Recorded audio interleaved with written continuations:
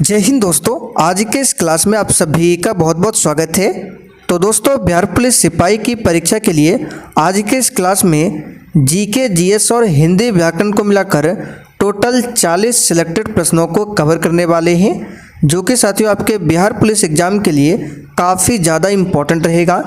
तो साथियों, आप सभी आज के इस टेस्ट को पूरा ध्यान से लगाइए और 40 प्रश्न में से आपका क्या स्कोर रहता है ये आप सभी को सेशन के लास्ट में कमेंट करके हमें बताना है। और देखिए, जो भी चैनल पर पहली बार आए हैं आप लोग क्लास टाइमिंग को नोट कर लीजिए। ये क्लास आपको डेली दोपहर 3 बजे लाइव चैट के साथ दिया जाएगा, ध्यान रखिएगा। तो चलिए इसी के साथ आज के इस क्लास को स्टार्ट करते हैं। तो फटाफट से आप सभी सेशन को लाइक करके और आज के सेशन को अपने सभी दोस्तों के साथ शेयर कर दीजिए। तो देखिए, पहला क्वेश्चन आपके सामने है, भारतीय सांख्यिकी संस्थान कहाँ पर स्थित है? नई दिल्ली, मुंबई, चेन्नई या फिर डी कोलकाता में? बिल्कुल टॉप लेवल का क्वेश्चन है। चलिए आप लोग आंसर कीजिए, भारतीय सांख्यिकी संस्थान कहाँ पर स्थित है? तो साथियों, यहाँ पर क्वेश्चन नंबर 1 के लिए आंसर क्या हो जाएगा? भारतीय सांख्यिकी संस्थान शॉर्ट में लिखा जाता है ISI। इसका मुख्यालय कहाँ पर है? तो याद रखिएगा, कोलकाता में। कहाँ पर है? कोलकाता में। और यहाँ पे आपको ध्यान रखना है 29 जून एक तिथि है, 29 जून। तो 29 जून को भारत में राष्ट्रीय सांख्यिकी दिवस मनाया जाता है। ये क्यों मनाया जाता है? तो राष्ट्रीय सांख्यिकी दिवस जो है PC महालनोबिस के जन्म दिवस पर मनाया जाता है, इस बात को ध्यान रखिएगा। आइए दूसरा क्वेश्चन देखिए, समान रासायनिक गुण वाले 2 तत्वों के लिए निम्नलिखित में से कौन सा विकल्प सही है?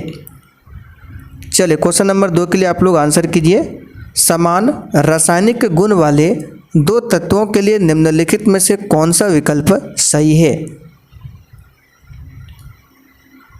तो देखिए साथियों, समान रासायनिक गुण वाले 2 तत्वों के लिए तत्वों में संयोजी इलेक्ट्रॉनों की संख्या समान होती है। तो देख सकते हैं सी ऑप्शन में दिया हुआ है, तत्वों में संयोजी इलेक्ट्रॉनों की संख्या समान होगी। यहाँ पे सही कर लीजिए, संयोजी इलेक्ट्रॉन होगा। और देखिए साथियों, आप लोग क्लास टाइमिंग को और नोट कर लीजिए। अगर आप लोग बिहार पुलिस के लिए डेली प्रैक्टिस सेट लगाना चाहते हैं लाइव के साथ में, तो आप लोग रात 8 बजे की क्लास को देखिए। डेली रात 8 बजे आपको लाइव के साथ क्लास दिया जाता है। और एक क्लास था 8:30 बजे, जो कि अब बंद कर दिया गया है, क्योंकि 8 बजे लाइव चलता है तो 8:30 से पार हो जाता है समय, इसलिए 8:30 बजे की क्लास को अब दोपहर 3 बजे किया गया है। और दोपहर 3 बजे की क्लास आपको लाइव चैट के साथ मिलेगा और रात 8 बजे की क्लास आपको लाइव के साथ मिलेगा। तो डेली आप लोग दोनों क्लास को अटेंड कीजिए। आगे देखिए, खाली स्थान आवर्त सारणी का सर्वाधिक विद्युत ऋणात्मकता वाला तत्व कौन सा है? चलिए 3 के लिए आंसर बताइए। और देखिए, अगर आपको किसी भी क्वेश्चन में थोड़ा भी डाउट होता है तो आप लोग तुरंत कमेंट करके पूछिए, आपके कमेंट का रिप्लाई 100% दिया जाएगा। तो यहाँ पर इस क्वेश्चन का आंसर हो जाएगा फ्लोरीन। ध्यान रखिएगा, फ्लोरीन जो है आवर्त सारणी का सबसे अधिक विद्युत ऋणात्मक तत्व है। और सबसे अधिक इलेक्ट्रॉन बंधुता वाला तत्व पूछे तो हो जाएगा क्लोरीन। दोनों का आपको ध्यान रखना है। अगला क्वेश्चन देखिए, अवतल दर्पण की फोकस लंबाई क्या है? चलिए क्वेश्चन नंबर 4 के लिए आंसर बताइए। और साथियों, अगर आप लोग बिहार SSC इंटर लेवल की भी तैयारी करते हैं तो आप लोग सुबह 10 बजे की क्लास को देखिए। ये क्लास भी आपको लाइव के साथ दिया जाता है। तो यहाँ पर देखिए, अवतल दर्पण की जो फोकस लंबाई होती है, ध्यान रखिएगा, ऋणात्मक होती है। और उत्तल दर्पण की फोकस पूछे, फोकस दूरी, तो धनात्मक होती है। रसोइया में कौन सा प्रत्यय है? हिंदी व्याकरण का क्वेश्चन है। आंसर बताएंगे, रसोइया में कौन सा प्रत्यय है? तो सिंपल सा क्वेश्चन है, रसोइया में कौन सा प्रत्यय होगा? ध्यान रखिएगा, इया। रसोइया में इया प्रत्यय है। चलिए अगला क्वेश्चन देखिए, निम्न में दीर्घ स्वर कौन है? चलिए 6 के लिए आंसर बताइए, निम्न में दीर्घ स्वर कौन है? तो देखिए, दीर्घ स्वर क्या क्या है? तो देखिए यहाँ पे लिख देते हैं, ए, आई, उसके बाद आपका हो गया आ, फिर है दीर्घ उ और दीर्घ ई। ये 5 क्या है? दीर्घ स्वर है। तो यहाँ पर देखिए ऑप्शन में क्या क्या दिया हुआ है। तो इसका जो आंसर आपका हो जाएगा, इसका आंसर हो जाएगा देखिए बड़ी ई दिया हुआ है और ऐ दिया है, दोनों आंसर होगा बी और सी। इसको सही कर लीजिए, ऑप्शन क्या होगा, बी और सी दोनों क्या है, दीर्घ स्वर है। रीतिकाल के कवि कौन है, ये हिंदी साहित्य का क्वेश्चन है।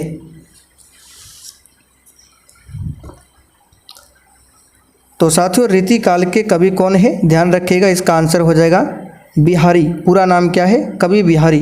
रीतिकाल के कवि कौन है, बिहारी। चलिए आगे बढ़ते हैं। उसने कहा था, इसके लेखक कौन है। चलिए 8 के लिए आंसर बताइए, उसने कहा था, इसके लेखक कौन है। तो यहाँ पर इसका आंसर हो जाएगा, उसने कहा था कहानी के रचनाकार है श्री चंद्रधर शर्मा गुलेरी। ऑप्शन बी में यहाँ पे दिया हुआ है। चलिए आगे बढ़ते हैं। वर्तनी की दृष्टि से शुद्ध शब्द कौन सा है।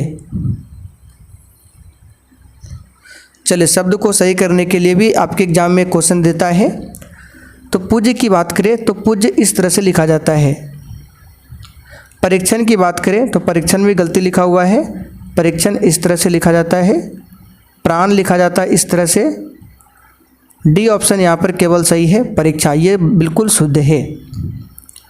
ताप एवं दाब की समान परिस्थितियों में निम्न गैसों में से कौन सी गैस में ध्वनि का वेग अधिकतम होगा। चलिए क्वेश्चन नंबर 10 के लिए आंसर बताइए आप सभी। तो यहाँ पर इस क्वेश्चन का आंसर क्या हो जाएगा, इसका आंसर हो जाएगा ऑप्शन ए हाइड्रोजन। किस में होगा, ताप एवं दाब की समान स्थिति में हाइड्रोजन गैस में ध्वनि का वेग क्या होगा, अधिकतम होगा। हाइड्रोजन गैस को भविष्य का ईंधन माना गया है। इसके 3 समस्थानिक है। किस भौतिक राशियों में से कौन सी मूलभूत राशि नहीं है, यानी कि निम्न भौतिक राशियों में से आपको बताना है इसमें से कौन सी मूलभूत राशि नहीं है।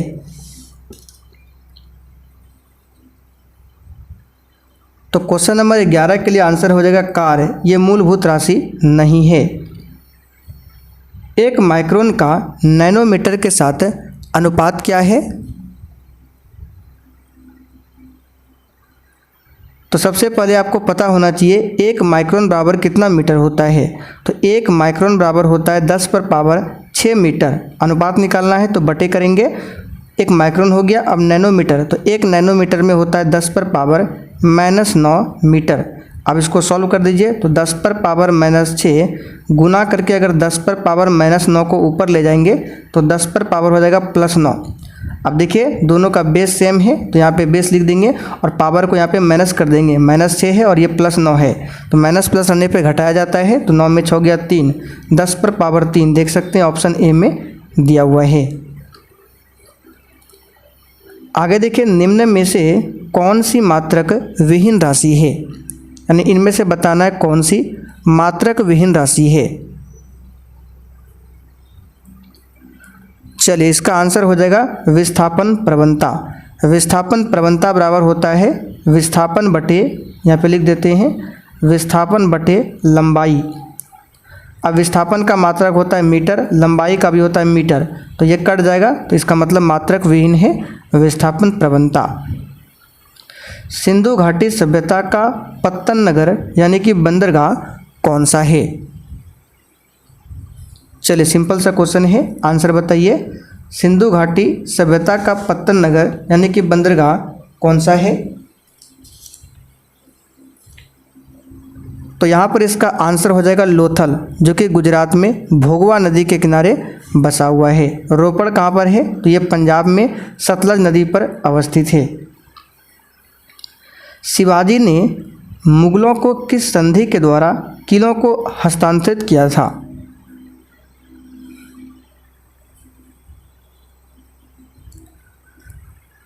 तो कौन से संधि के द्वारा, याद रखिएगा पुरंदर की संधि, जो कि हुआ था 1665 में। डेट याद रखिएगा 1665 में पुरंदर की संधि होती है, जिसके तहत शिवाजी ने मुगलों को क्या किया था, जो किला है उसको हस्तांतरित कर दिया था। शिवाजी की बात करें तो शिवाजी मराठा राज्य के संस्थापक थे। शिवाजी के पिता का नाम क्या था, शहाजी भोसले, और माता का नाम क्या था, जीजाबाई।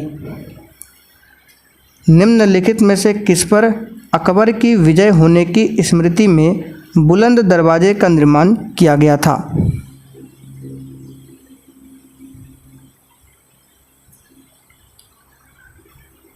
तो आंसर हो जाएगा गुजरात। याद रखिएगा, गुजरात विजय के उपलक्ष्य में बुलंद दरवाजे का निर्माण किया गया था। नील की खेती करने वालों के विरुद्ध विद्रोह को प्रदर्शित करने वाले नाटक जो कि नील दर्पण है, इसके लेखक कौन थे? पूछा हुआ क्वेश्चन है, नील दर्पण के लेखक कौन थे? तो साथियों, नील दर्पण के लेखक कौन थे? आंसर इसका हो जाएगा दीनबंधु मित्र। कौन हो जाएगा? दीनबंधु मित्र। निम्नलिखित में से किस युद्ध से भारत में मुगल राज्य की नींव पड़ी थी?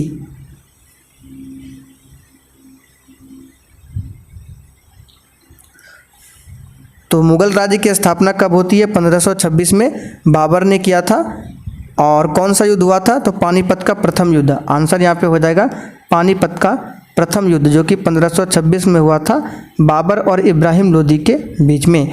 पानीपत का दूसरा युद्ध पूछे तो 1556 में हुआ था अकबर और हेमू के बीच में, यानी कि अकबर और विक्रमादित्य हेमचंद्र के बीच में हुआ था, जिसमें अकबर विजयी रहा था। और पानीपत का तीसरा युद्ध हुआ था 1761 में। किसके किसके बीच में? तो मराठा और अफगान के बीच में। प्लासी का युद्ध कब हुआ था? 23 जून 1756 को, 23 जून 1757 को। हल्दी घाटी का युद्ध हुआ था 1576 को। भारत में शताब्दी के प्राचीन विश्वविद्यालय की स्थापना कहाँ पर की गई थी? साथियों, आपको एक भी क्वेश्चन को स्किप नहीं करना है। और देखिए, जिन्होंने अभी तक सेशन को लाइक नहीं किया है, प्लीज़ आपसे रिक्वेस्ट है आप लोग सेशन को साथ में लाइक करते हुए चलिए। तो इस क्वेश्चन का आंसर हो जाएगा नालंदा में। ध्यान रखिएगा, क्या हो जाएगा? नालंदा में। नालंदा विश्वविद्यालय की स्थापना किसने किया था? तो कुमार गुप्त ने। अच्छा, पूछे अगर आपसे कि भारत का प्राचीनतम विश्वविद्यालय कौन सा था, तो ध्यान रखिएगा तक्षशिला विश्वविद्यालय, जो कि अब कहाँ पर है? वर्तमान में पाकिस्तान में है। अफ्रीका की कौन सी नदी मकर रेखा को 2 बार काटती है?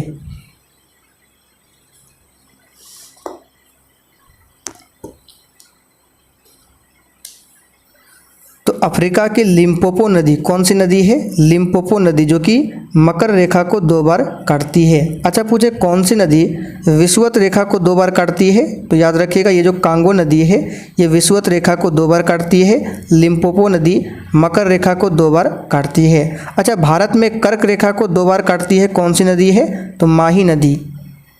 माही नदी ये भारत में कर्क रेखा को 2 बार पार करती है। चलिए आगे देखते हैं। माउंट एवरेस्ट की चोटी पर पहुंचने वाली पहली महिला कौन थी?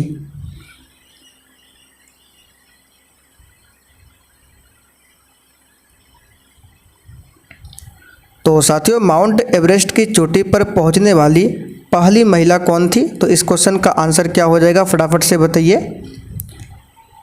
चलिए, इसका आंसर हो जाएगा जुनको तेबई। कौन थी? जुनको तेबई, जो कि जापान की थी। और माउंट एवरेस्ट पर चढ़ने वाली भारत की प्रथम महिला कौन थी? बछेंद्री पाल, जो कि ऑप्शन ए में दिया हुआ है। अरुणिमा सिन्हा की बात करें तो ये प्रथम अपांग महिला यानी दिव्यांग महिला थी जो माउंट एवरेस्ट पर चढ़ी थी। अच्छा, माउंट एवरेस्ट पर 2 बार चढ़ने वाली महिला कौन थी? प्रथम महिला तो संतोष यादव। इन सारे फैक्टों को याद रखिएगा। सार्क का सचिवालय कहाँ पर है? चलिए, SAARC South Asian Association for Regional Cooperation, जिसकी स्थापना 8 दिसंबर 1985 को किया गया था। कहाँ पर? तो ढाका में। और इसका हेडक्वार्टर कहाँ पर है? नेपाल की राजधानी काठमांडू में। भारतीय वस्त्र उद्योग में इनमें से किसका प्रचुर मात्रा में इस्तेमाल किया जाता है?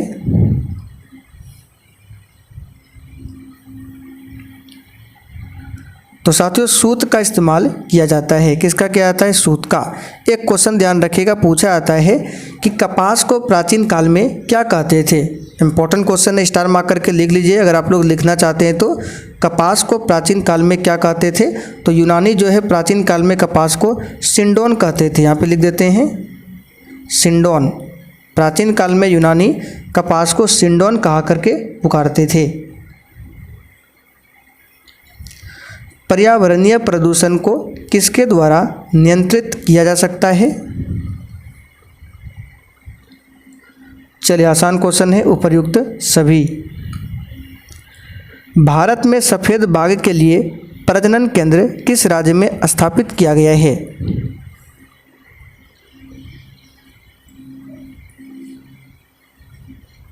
इसका आंसर हो जाएगा उड़ीसा। कौन से लौह इस्पात संयंत्र की स्थापना जर्मनी के सहयोग से किया गया था।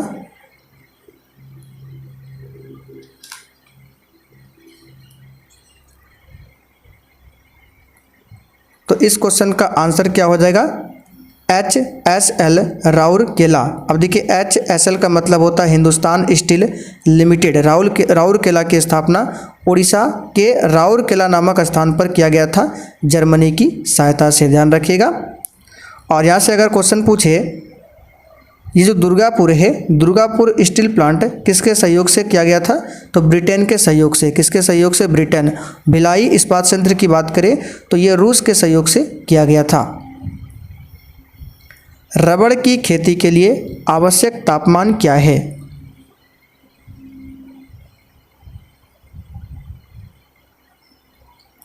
तो इस क्वेश्चन को याद रखना है, रबड़ की खेती के लिए आवश्यक तापमान 30 डिग्री सेल्सियस है। विश्व में रबड़ का उत्पादन सबसे आगे कौन है, उत्पादन में थाईलैंड। और भारत में कौन है, केरल। किस देश के साथ भारत की सबसे लंबी अंतर्राष्ट्रीय सीमा स्पर्श करती है। ये तो सभी को पता है किस देश के साथ, तो याद रखिएगा बांग्लादेश। कितना, तो 4096.7 किलोमीटर। हर्यक वंश का अंतिम शासक कौन था।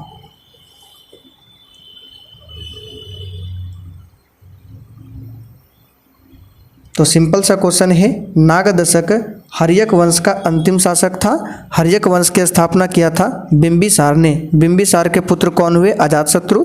और अजातशत्रु का पुत्र था उदयन। मदर किसकी रचना है। तो प्यारे साथियों, मदर की बात करें, मैक्सिम गोर्की की रचना है।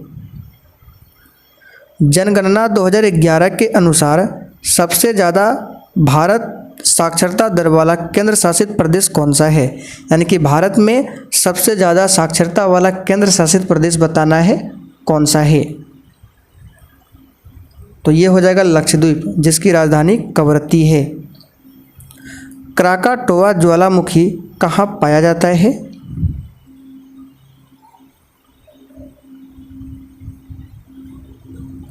तो साथियों, क्राकाटोआ ज्वालामुखी की बात करें, ये पाया जाता है कहाँ पर, तो इंडोनेशिया में। कहाँ पर, इंडोनेशिया में।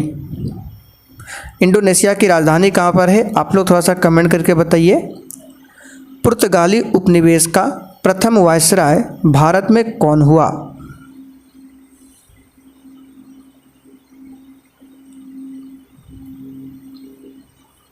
तो इसका आंसर हो जाएगा फ्रांसिस्को डी अल्मेडा। देखिए सी ऑप्शन में केवल अल्मेडा दिया है। फ्रैंकफर्ट की संधि जो कि 10 मई 1871 को हुई थी, ये किसके बीच में हुई थी।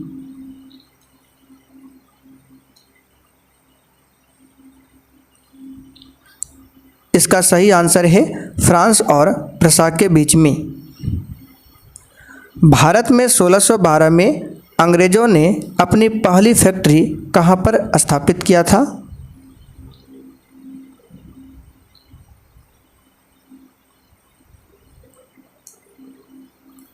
इस क्वेश्चन का आंसर हो जाएगा सूरत में। The struggle for India solve पुस्तक के लेखक कौन है। सही आंसर है शशि थरूर। एंजिल जलप्रपात निम्नलिखित में से किस देश में अवस्थित है।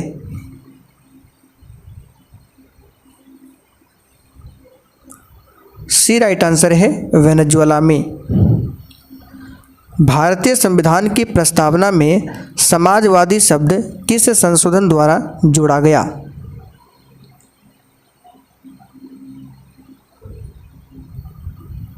ए राइट आंसर है 42वां संविधान संशोधन के द्वारा, जो कि 1976 में हुआ था। एक नया राज्य बनाने में संवैधानिक संशोधन के लिए कैसा बहुमत चाहिए? इस क्वेश्चन को हमने पहले भी आपको कराया था, तो इसका आंसर याद रखिएगा साधारण बहुमत। चलिए आखिरी क्वेश्चन देखिए, भारतीय संविधान का संशोधन करके शिक्षा का अधिकार कब जोड़ा गया? यानी कि आर्टिकल 21A जो है ये जोड़ा गया है शिक्षा का अधिकार, ये कब जोड़ा गया आपको बताना है। तो याद रखिएगा 1 अप्रैल 2010, इंपॉर्टेंट क्वेश्चन है। आंसर क्या होगा? 1 अप्रैल 2010। तो चलिए साथियों आज के लिए इतना ही। अगर आपको सेशन पसंद आया हो तो जाने से पहले सेशन को लाइक करके और सेशन को शेयर करते हुए जाना है।